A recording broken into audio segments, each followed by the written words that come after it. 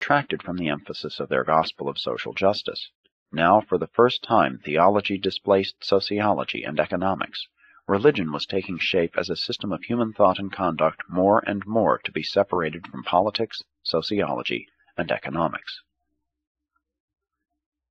And so does the truth about the Jewish people disclose that much which has been regarded as sacred history turns out to be little more than the chronicle of ordinary profane history. Judaism was the soil out of which Christianity grew, but the Jews were not a miraculous people. 10. The Hebrew religion.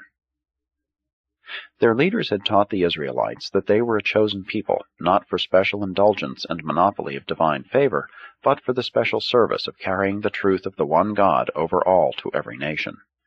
And they had promised the Jews that, if they would fulfill this destiny, they would become the spiritual leaders of all peoples, and that the coming Messiah would reign over them and all the people as the Prince of Peace.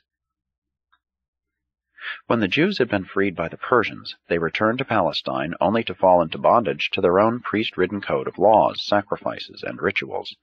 And as the Hebrew clans rejected the wonderful story of God presented in the farewell oration of Moses for the rituals of sacrifice and penance, so did these remnants of the Hebrew nation reject the magnificent concept of the second Isaiah for the rules, regulations, and rituals of their growing priesthood.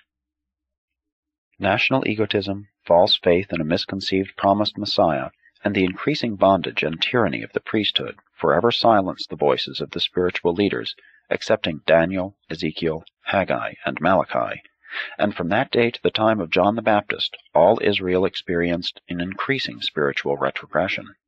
But the Jews never lost the concept of the universal Father.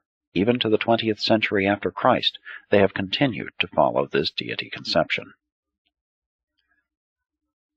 From Moses to John the Baptist, there extended an unbroken line of faithful teachers who passed the monotheistic torch of light from one generation to another, while they unceasingly rebuked unscrupulous rulers, denounced commercializing priests, and forever exhorted the people to adhere to the worship of the supreme Yahweh, the Lord God of Israel.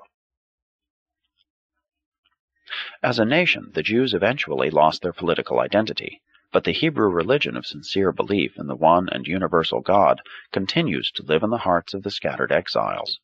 And this religion survives because it has effectively functioned to conserve the highest values of its followers. The Jewish religion did preserve the ideals of a people, but it failed to foster progress and encourage philosophic creative discovery in the realms of truth. The Jewish religion had many faults. It was deficient in philosophy and almost devoid of aesthetic qualities, but it did conserve moral values. Therefore it persisted. The supreme Yahweh, as compared with other concepts of deity, was clear-cut, vivid, personal, and moral.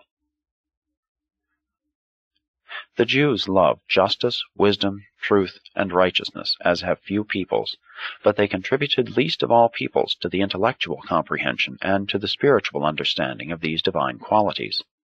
Though Hebrew theology refused to expand, it played an important part in the development of two other world religions, Christianity and Mohammedanism. The Jewish religion persisted also because of its institutions. It is difficult for religion to survive as the private practice of isolated individuals. This has ever been the error of the religious leaders. Seeing the evils of institutionalized religion, they seek to destroy the technique of group functioning. In place of destroying all ritual, they would do better to reform it. In this respect, Ezekiel was wiser than his contemporaries, though he joined with them in insisting on personal moral responsibility. He also set about to establish the faithful observance of a superior and purified ritual. And thus the successive teachers of Israel accomplished the greatest feat in the evolution of religion ever to be effected on Urantia. The gradual but continuous transformation of the barbaric concept of the savage demon Yahweh, the jealous and cruel spirit god of the fulminating Sinai volcano, to the later exalted and supernal concept of the supreme Yahweh, creator of all things, and the loving and merciful Father of all mankind. And this Hebraic concept of God was the highest human visualization of the universal Father, up to that time when it was further enlarged and so exquisitely amplified by the personal teachings and life example of his son, Michael of Nebadon. Presented by a Melchizedek of Nebadon.